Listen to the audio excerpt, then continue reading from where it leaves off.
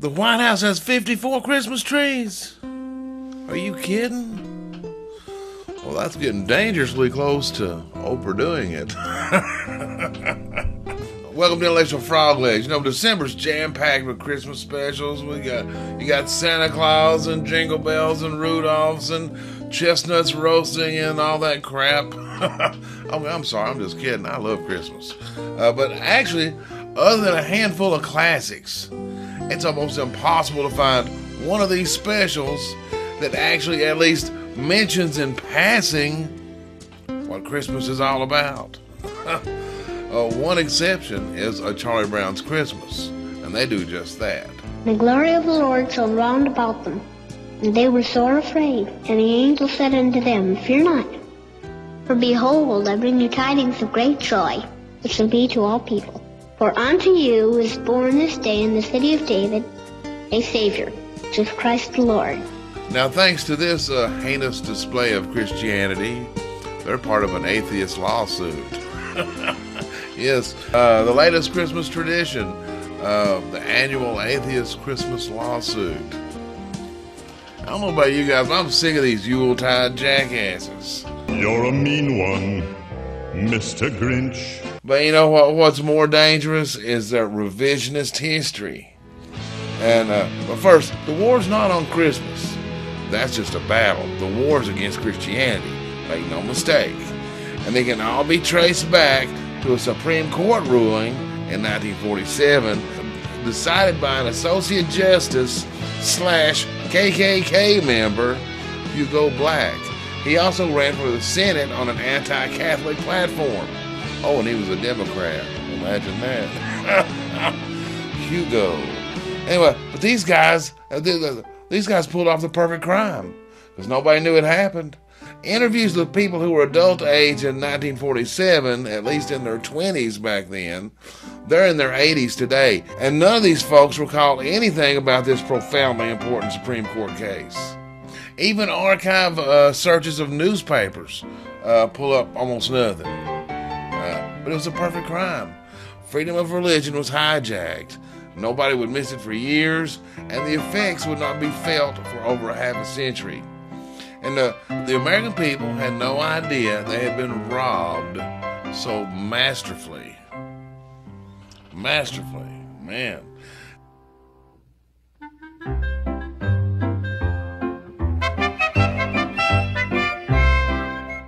Atheists get mad when you bring up the fact that Hugo was a KKK member.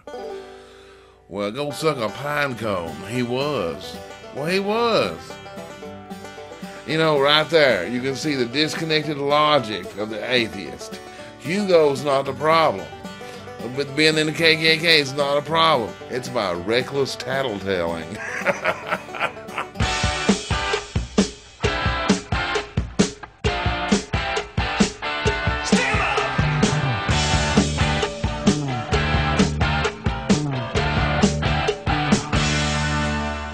If that weren't enough, their entire case is built upon an absolute perverting and twisting of Thomas Jefferson's words, taking TJ grossly out of context.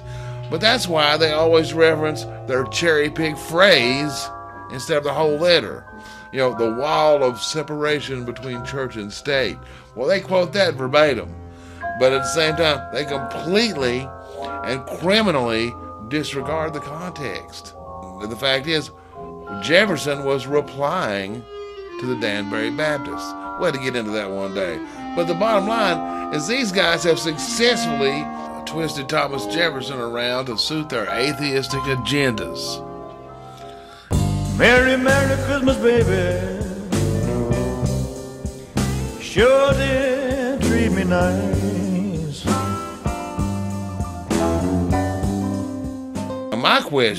My question in this 1947 case, who the hell were the lawyers that were representing our side? Are you kidding? Was it like the law firm of Abbott and Costello? I mean, how bad do you have to be to lose a case when you have God and the Founding Fathers on your side? Of course it's a miscarriage of justice.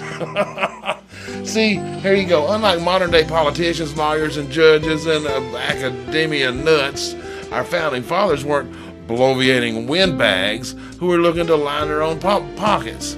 Our founding fathers said what they damn well meant. And the best example, look at Obamacare. Over 2,700 pages and still growing. Now, in comparison, our founding fathers wrote the entire U.S. Constitution on less than 8 pages. They said what they meant, and there were no accidents in the Constitution. It was no accident that the freedom of religion is the very first freedom mentioned. They wrote this Constitution that it was so airtight that this criminal 1947 Hugo Black court, they couldn't twist any of the language in that. So they had to go grab a document over 20 years later in an entirely different context and written under entirely different circumstances to find a phrase that they could say trumps the First Amendment. Hello, everybody. This is Stevie Ray Vaughan, wishing you all a very, very Merry Christmas and a Happy New Year.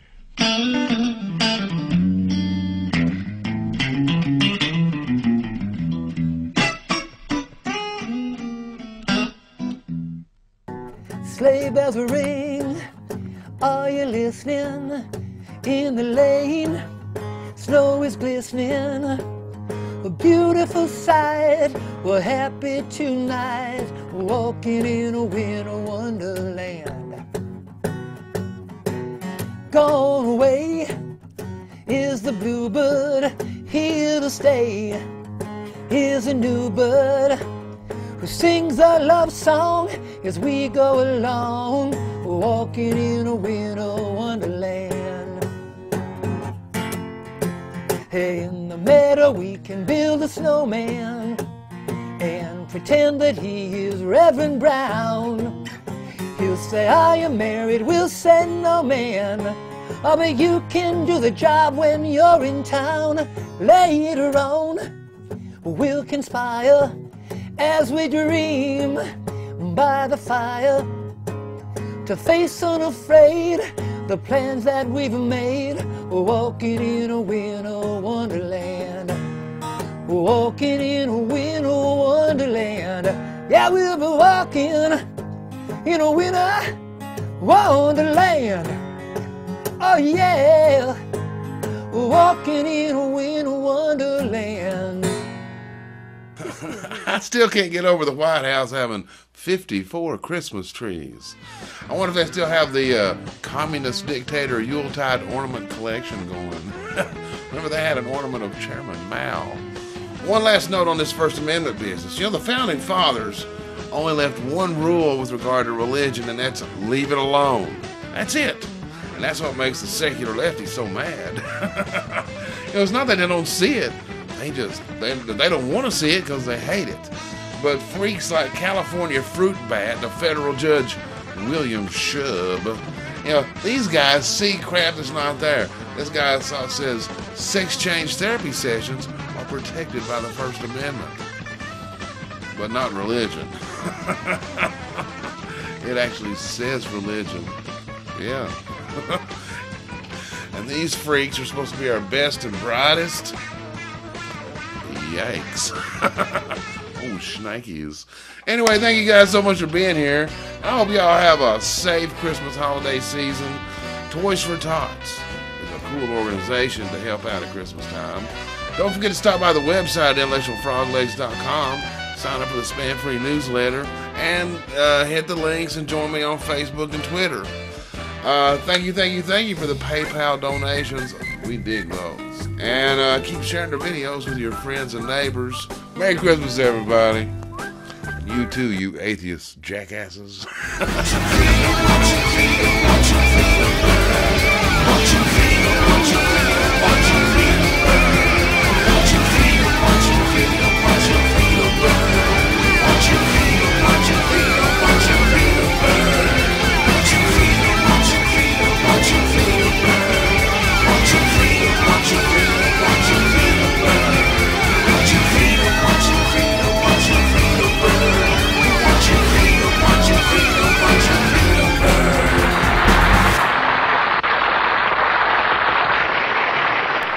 You know, this is what happens with communism. It's a great concept.